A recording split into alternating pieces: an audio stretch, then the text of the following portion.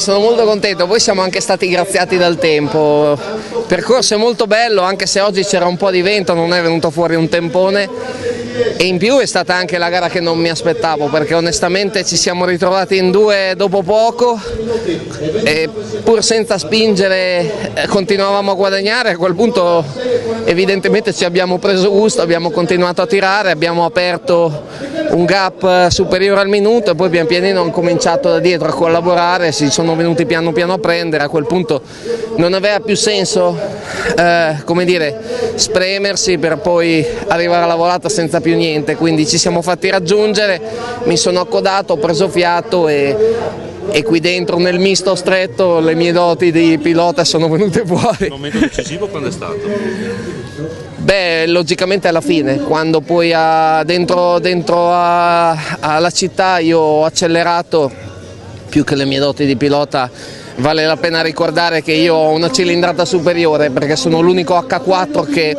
competeva per la vittoria, quindi onestamente ho fatto quello che dovevo, loro non avevano armi per rispondermi nelle accelerazioni fuori dalle curve strette. Ha dato una prestazione cronometrica notevole, no? Sì, anche perché l'ho praticamente fatta tutta da solo, cioè nel senso che Nars, Ludovic il francese,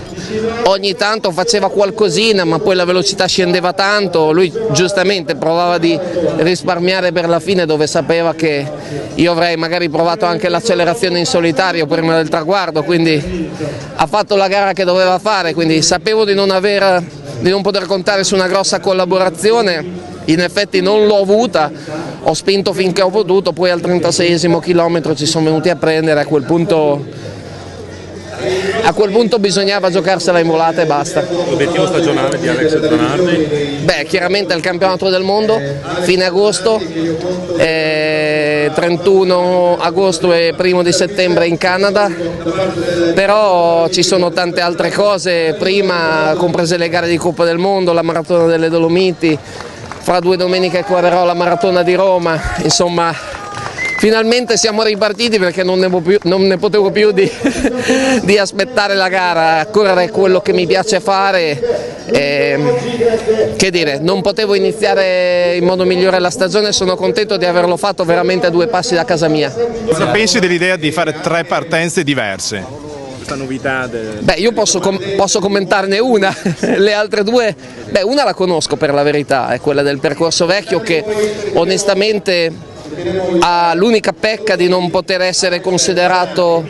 un percorso omologabile, ma è bellissimo, questo sì,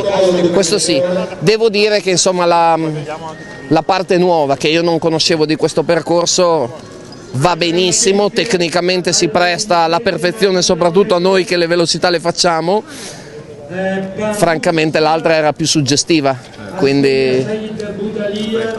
anche se non è omologato è più divertente correre nell'altro.